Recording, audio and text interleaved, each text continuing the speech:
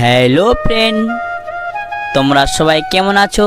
আশা করি আমি অনেক ভালো আছি। আজকে এই ভিডিওর মধ্যে তোমাদেরকে দেখাবো যে ভারত ও বাংলাদেশ কিভাবে ভাগ হয়েছে। এই ভিডিওর মাধ্যমে তোমাদেরকে দেখাচ্ছি। ভিডিওটি স্কিপ না করে বন্ধু অবশ্যই শেষ পর্যন্ত দেখবেন। তারপরে ভালো লাগলে সাবস্ক্রাইব করবেন, লাইক করবেন এবং শেয়ার করবেন। সামনে যে দেখা যাচ্ছে যে আমাদের চাষির এলাকা, সেটা এইদিকে আমার হাতের ডান দিকে সেটা হলো বাংলাদেশ আর এটা ভারতে পড়ছে। তো সিমনা বা এরিয়ার তোমাকে বুঝে দিচ্ছি যে আমি বাইক নিয়ে দেখাচ্ছি। আর এটা কোনো ব্লগ নয়, এটা কোনো রাইড নয়, তোমাদেরকে জায়গা চেনার পদ্ধতি তোমাদেরকে দেখাচ্ছি। এইভাবে ভিডিও করলে অবশ্যই তোমরা জায়গা দেখবেন। তো গাইস, বাইক অফ করে আমি তোমাদেরকে লাভিয়ে দেখাবো যে ইন্ডিয়া এবং ভারতের মধ্যে পার্থক্য কী, সেটাই তোমাদেরকে দেখাবো। তো গাইস, দেখতে পাচ্ছেন যে এই যে দেখা যাচ্ছে ভারতের বাড়ি, এদিকে দেখা যাচ্ছে বাংলাদেশের বাড়ি। দেখে একদম দুই পাশেই বেশি ডিসকাউন্ট জায়গা নয়, সেটা হলো মাত্র 50 হাত দূরের মধ্যে। এই দেখা যাচ্ছে এটা হলো ভারতের বাড়ি, এই যে দেখা যাবে এটা পাশেই এটা বাংলাদেশের বাড়ি। তাই এই কথাগুলো হচ্ছে যে ভারত ও বাংলাদেশের মিডলে সিমনা আছে, ওটাই পার্থক্য। সেই পার্থক্যের মধ্যে তোমাদেরকে এটাই ভিডিওর মাধ্যমে দেখাচ্ছি। আমি তোমাদেরকে আরও এগিয়ে যাচ্ছি তার আমাদের বাংলাদেশের বাড়ির সামনে।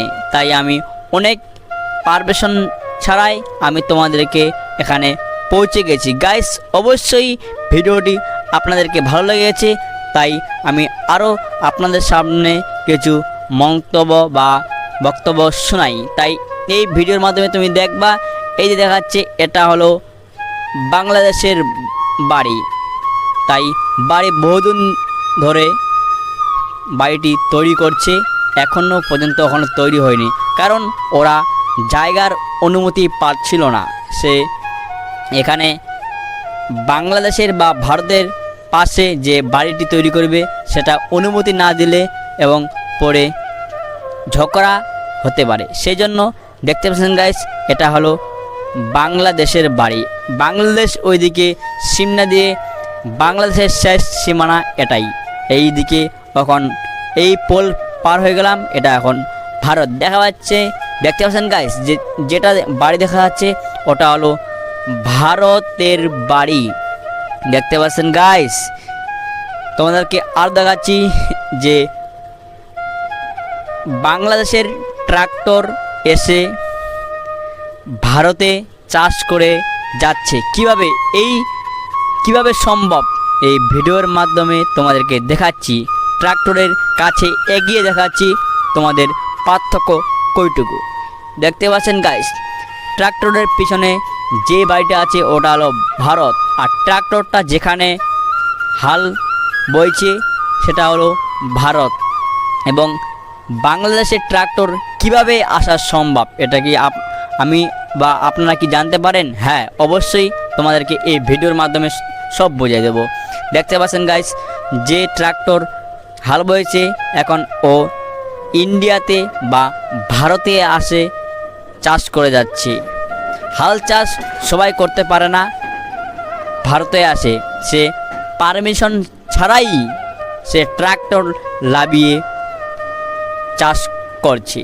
সেটাই তোমাদেরকে ভিডিওর মাধ্যমে তুলে ধরেছি। এই ভিউটা অনেক সুন্দর, অনেক আশ্চর্য লাগে গেছে লোকের। তাই কিছু লোক দেখার জন্য দাঁড়িয়ে আছে যে তার কত পাওয়ার। একটা বাংলাদেশের ট্রাক্টর এসে ভারতে চাষ করে যাচ্ছে জমিতে, তাহলে দেখো গাইস কত বড় পার্টনার। তাই দেখাচ্ছি ভিডিওর মাধ্যমে। অবশ্যই গাইস, আমার ভিডিওগুলো ভালো লাগলে, আবার মিরফাজের বা মিরাজের ভিডিওগুলো ভালো লাগলে অবশ্যই লাইক কমেন্ট শেয়ার করবেন। আর আমি এই ভিডিওর মাধ্যমে তোমাদেরকে বলে যাচ্ছি, সবাই তোমরা ভালো থাকো, সুস্থ থাকো, প্রতিদিনের খাবার প্রতিদিনে খাও, শরীর ঠিক ঠিক রাখো গাইস। থ্যাংক ইউ, অবশ্যই লাইক করবেন।